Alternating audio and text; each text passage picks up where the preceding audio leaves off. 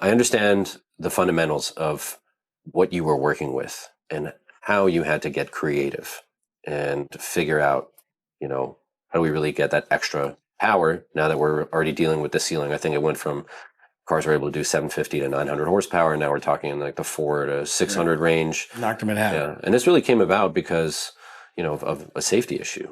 And I think it was in 1987.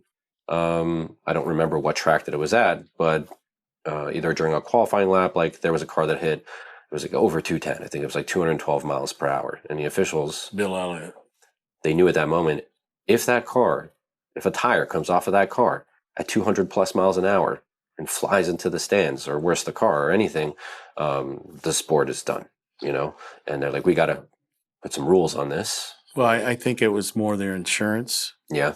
They were covered till 200. Okay.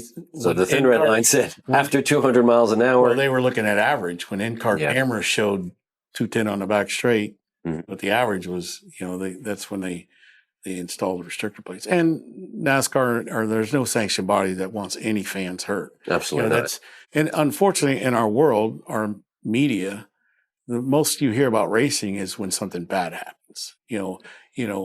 That gets clicks and that gets views. So if something does happen, you can get hurt walking across the street. But if something bad happens in racing, they beat that drum.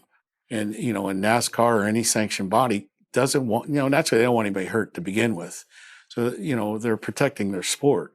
Yeah. So I think it's the right thing to do. I disagree how it was done. The restrictor plate was an ugly, ugly thing on the engine side of things.